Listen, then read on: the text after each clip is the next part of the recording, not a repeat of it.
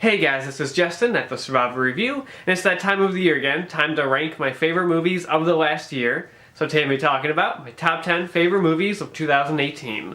Now, like I always say in previous Best of the Year videos, I haven't seen every movie that came out last year, and there's still some big name ones that I still haven't gotten around to checking out, so it's just my current list, like up until the end of the year, of my favorite movies. So I'm going to start out with some honorable mentions, which are kind of both movies that should be on a Best of the Year list and also just kind of shout-outs at the same time, just to some memorable movies, basically. Starting off with my first honorable mention, The Mule. Now, this is a movie I don't think is great, and it definitely has its flaws, but I just wanted to give it a shout-out because it's Clint Eastwood, man. I mean, when was the last time we saw Clint Eastwood starring in a movie? And he gives a great performance. This movie is really entertaining, and does get really gripping at certain points, and it's definitely worth checking out, especially just to see the master back at work again. My other honorable mention is Upgrade, just a badass action movie with some very memorable sequences, and it's super entertaining, and it's definitely a movie that I'm going to be rewatching from time to time down the line. So now moving on to my actual list, starting with number 10. Sequel to one of my favorite movies of 2015, and a continuation of one of my favorite franchises of all time, Creed 2. Now, my initial reaction to this one was a little underwhelmed. Like, I definitely enjoyed the movie. I thought it was really solid, but that was about it. I didn't think it was that great. But you know what? After that initial reaction, the more I started to think back on the movie, the more I really liked it. Like, the more I got over the fact that the plot line of the movie is basically the same exact plot of Rocky 3, you know, which kind of bummed me out when I first started watching the movie. I was like, oh, that's where they're going with it? Okay, I've seen this before. But after getting over that, I really like this one. I really like the way it developed the characters further, made them really interesting. I love the way they handled the Ivan Drago character and his son. And honestly, it made them like the most interesting villains of, or opponents, you would say, they're not really bad guys, of like the Rocky series, which is surprising because it seemed like the most cliched decision ever to have Ivan Drago and his son be in this one, but they were the best part of it. It's the way they developed Ivan's character and turned him from this really cheesy and over-the-top comic book villain to this very complex and interesting character is just amazing, and that was my favorite part. I really liked the boxing scenes. Those were really intense. They didn't quite match the level of Ryan Coogler's ones from the first film, but they're really good. I liked the way he used the Rocky character, who was much more subdued performance in this one. He isn't as big of a presence, but I thought he was really good. Stallone, you know, was great as usual, and the end of the movie, kind of the payoff to everything, and the way it kind of sends off these characters is really well done and really satisfying. And I thought this was a really satisfying, really good movie, really good follow-up to the first Creed, which is a movie I just loved. I don't quite love this one as much, but it's a really awesome sequel. Number 9. The newest film by Wes Anderson, Isle of Dogs. This movie is just beautiful to look at. Like, I love the stop-motion animation here. It's not only is it just unique and different from what we see in animation these days, but it's just so engaging. Like, your eyes are just glued to the screen the whole movie, like, trying to see all the little details and everything. You're just like, holy crap, how'd they do all this? And even then, the story is a lot of fun. The character's really good. It's really funny. Like, I love all the big-name actors they had playing those dogs. Like, I thought they had the funniest moments in there. And, like, the Bryan Cranston character, who has, like, a really interesting arc in the movie that I really liked, I really cared about. You know, I thought that was really good. It's just a love letter to dogs and to man's best friend, and it was just done very well executed, very fun story, very unique and very fresh and very different, which, you know, you can't go wrong with that. Number 8. Another animated film, but this one is a Pixar movie, a sequel 14 years in the waiting, and thank God it paid off. Incredibles 2. Now, the original Incredibles is one of my favorite Pixar movies. It's right up there with the Toy Story trilogy and Monsters, Inc. Those are kind of like my top 3, and yeah, I consider Toy Story trilogy as one thing, whatever. Those have always been my top ones, and I've always wanted to see a sequel to The Incredibles. Like, ever since I saw that movie in theaters as a kid 14 years ago, I always wanted to see more, and we finally got it, and it did not disappoint. Granted, it's not as good as the first one, I'll be honest. It doesn't quite reach that level, but this movie does so much right. It's just an entertaining story. The animation is spectacular. Like, seeing the updated animation, the animation in the first movie still looked great. But, you know, 14 years of advancements, like, it looks even better, looks even more crisp. Like, those action sequences are amazing. Like, that whole entire chase sequence with Elastigirl, like, chasing the speeding train, looked gorgeous, was amazing. The storyline was fun, despite the cliched third act and reveal. That's the biggest, like, drawback from this movie. The one thing kind of takes it down a few notches is that the big twist at the end is very predictable and very obvious, and, you know, nothing too special. but the rest of the movie makes up for that. I love that there's more of an emphasis on the family in this movie. The whole family feels like the main character in this one compared to the first one, where it's more of like Mr. Incredible is the main guy. This one, I felt like the whole family had a lot to do, and you really got to get more development with their characters, which I really enjoyed. And yeah, this movie's just a blast. I love Jack Jack. He's cute and funny, and just all of his scenes were great. They're able to take ideas I thought would have been dumb and make it work. Like, if you would have told me years ago that there's a fight scene between Jack Jack and a raccoon, I'd be like, what? That just sounds stupid. But it works in the movie. It's a really funny scene. And yeah, I really like this one. I'm so glad that they made this work. It was definitely worth the wait. I'm really glad it paid off. Number 7. A very thought-provoking, different, and more unique sci-fi movie from the director of Ex Machina, Annihilation. There's so many memorable things about this movie, so many things that I'm still thinking about even after seeing it. Like, a lot of great imagery that still just stuck with me. That whole sequence inside the house when them tied to the chairs and the bear creature is in there. Jesus Christ, that thing is freaky as hell. And that's an image that hasn't left my brain. But there's a lot of other stuff in this movie that just sticks with you. And it's a very interesting story. It's very unique. I know it is based off a book, so I know it's not like totally original, but still it's a very unique sci-fi movie. It's something we need more of these days. It's more of a thinking man's sci-fi movie. It doesn't, it doesn't spell everything out for you. It doesn't have easy answers. And I like that. I like movies like that that take its time to tell its really different story and makes you think about it, and it makes it a little bit more memorable. It makes it more interesting, and that whole third act was just, gee, that was just so weird, Well, I love the music in this movie, and yeah, it's just a movie that I want to revisit, and I want to just analyze more. Like, after I watched this movie, I looked it up online, and I was just reading through all these theories and all these ideas about stuff, and I'm like, oh yeah, oh geez, that's really interesting. Like, it was just such a good movie, such a fresh, exciting movie that is not, for everybody. I can see why people wouldn't like this movie, and I totally understand, but I really enjoyed it. I thought it was really interesting and very different. There's a lot of stuff in this movie that has stuck with me since I saw it. Number 6. The culmination of 10 years and 17 movies, I think it was, Avengers Infinity War. This was a movie that should have been a disaster. This movie should have just fallen apart, should have been overstuffed, had too much going on, just been all over the place, but somehow it worked. And yeah, there was a lot going in this movie. There is, like I said, the previous 10 years of movies, all of which I, for the most part, really enjoyed. Some better than others, but I've really grown to like this universe and like these characters. So seeing it all come together in this one was just so satisfying. And yeah, just the action scenes are spectacular. Some of the best in recent comic book movies. Seeing all these characters interact with each other was so much fun. Seeing Thanos, who really shined as an interesting character. Like, this was a person that we were building up towards in all these previous movies, but we never really got a sense of who he was, or why we really should care about him, or why we should be, like, threatened by him. But this movie, washes all those worries away, and yeah, he makes it just a complex, interesting character. Who's more than just a villain, he's just a really interesting character in general. So I thought that was really good. The motion capture on him was freaking incredible. That looked amazing. And yeah, it all worked. Like I said, this is a movie that shouldn't have worked, but somehow it did, and it made for a very satisfying experience. A lot of different emotions while watching this one. There's a lot of funny moments, there's a lot of great exciting action sequences, a lot of great cheer moments. Then you get to the ending, which, didn't affect me as much as most people did, but it's still a very well done, very somber, very serious and dark ending. So it mixes all these emotions very well into a very satisfying experience that makes this 10-year journey to it worth it, and the payoff was incredible.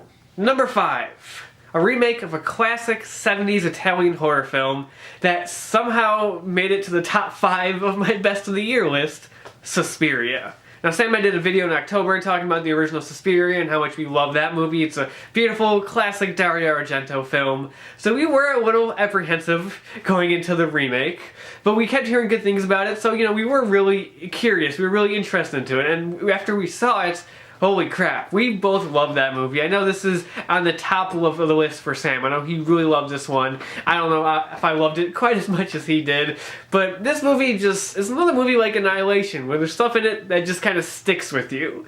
This movie is weird, it's bizarre, it's also beautiful at the same time. It's a little self-indulgent, I'll be honest. It didn't quite need to be 2.5 hours long.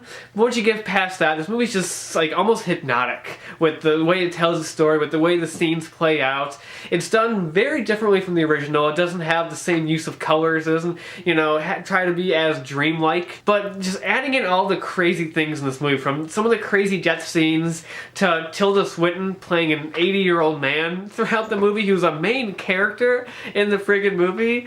It just, I don't know, it just was a crazy, bizarre movie. And when you get to that third act, when just shit hits the fan, like, I just remember like just watching that and walking out being like, Jesus, what did I just watch?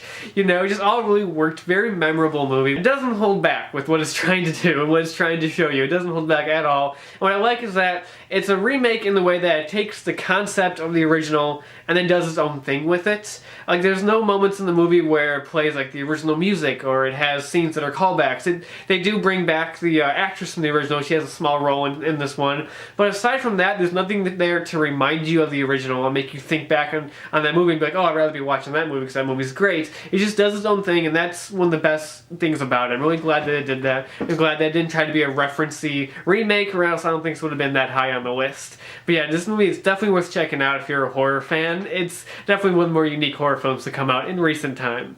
Number 4. This is a movie that, when it was announced, I was like, okay, you don't really need to do that. But fine, I guess I'll see it because I like the character. And then I saw it, and holy crap, I loved it. Spider-Man Into the Spider-Verse. Where did this movie come from? Like, this movie is wonderful. Like, from the really great, unique animation in it. I love the style, from the characters, from the humor to the story that's really engaging.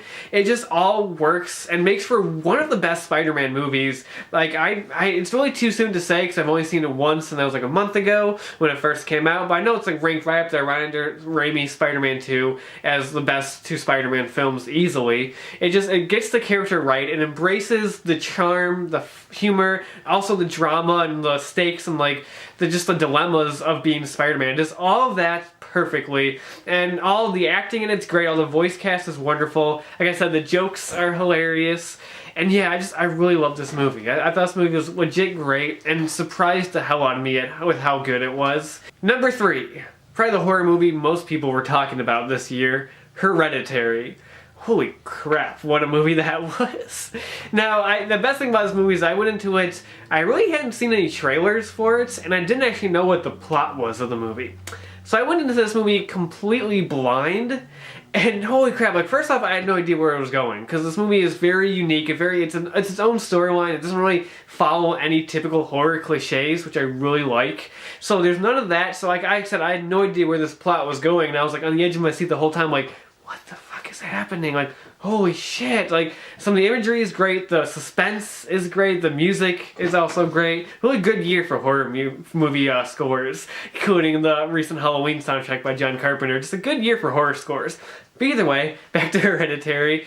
Just a very memorable movie, amazing performances, like Toni Collette, holy shit, she was great in this movie. Her performance was outstanding. The rest of the cast was really great too. Everyone else did very good. And yeah, like I said, this movie just like engaged me the whole time. It was, you know, slower paced, you know, like Annihilation and Suspiria. I mentioned that Suspiria, it's not for everybody. And these are easily 3 movies that I can see people not liking or not enjoying.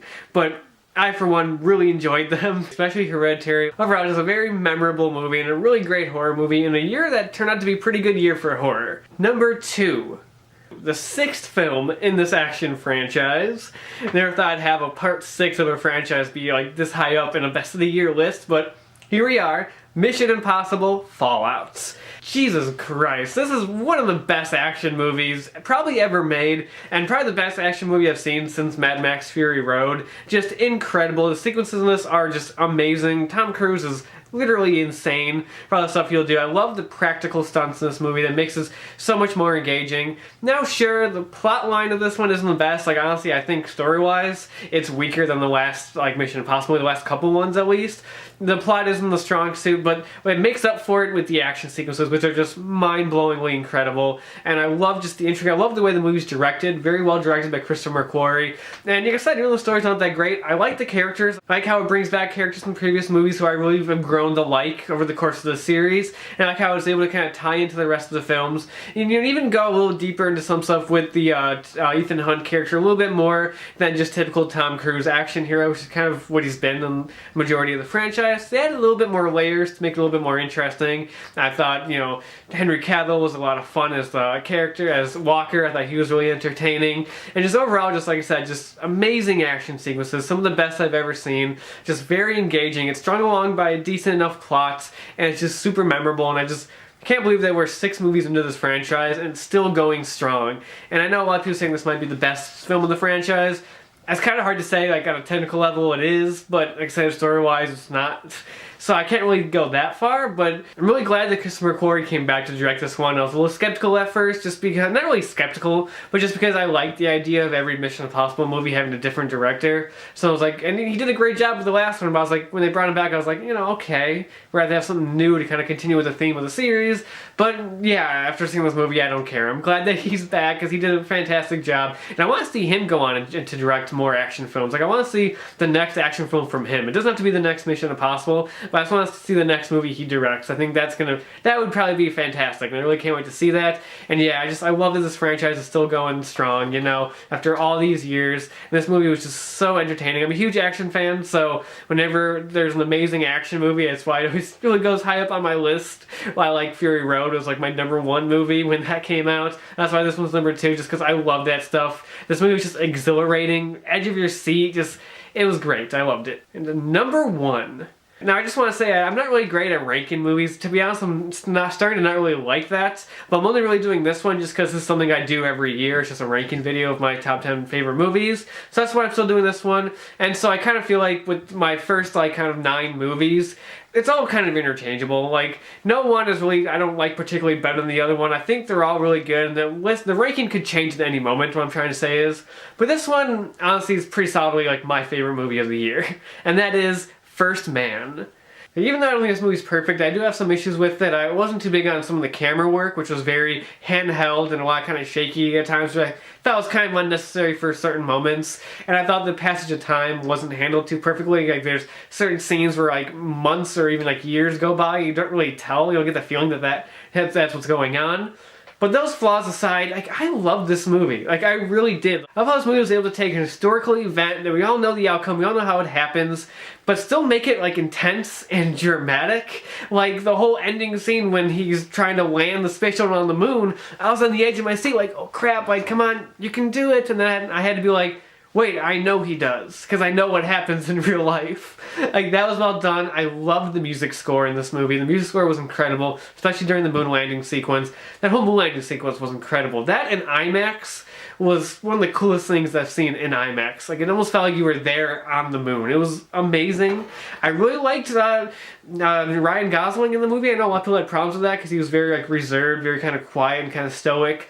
But I really liked that. I really liked the way, I mean, that's what Neil Armstrong was, you know? So I thought that was really interesting. And the way this movie, it's different. It's not about the event. It's not about the moon landing. It's about Neil Armstrong and how he dealt with it and how he handled the situation. And I thought that was very unique. It made the movie very kind of personal and less big and grand and, like, kind of fun, like, oh, we're gonna go to the moon, and more, like, serious. And, like, it really made you think about, like, the space race back in the 60s and, like, was this really worth it? Like, the main reason was just to beat the Russians to the moon. Like, that was their main goal, you know? And I was just like, was this really worth it? It makes you kind of think about that. It deconstructs the space race and just shows you, like, Jesus Christ, how scary it was to do this and how high the stakes were. How, like, if one little thing goes wrong, everything would go up in flames, like, literally. Like, that was great. The attention to detail on, like, the sets and all that kind of stuff, the equipment was incredible. Like, it really felt like it was from that era. It was just such a well-done movie that, like, it keeps getting forgotten about, I feel like, ever since,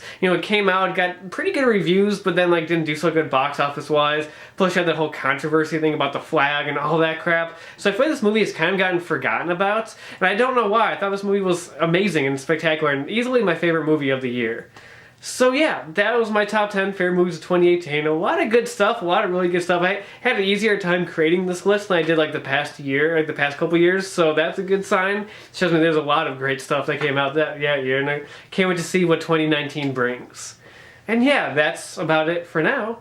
And until next time, talk to you guys later.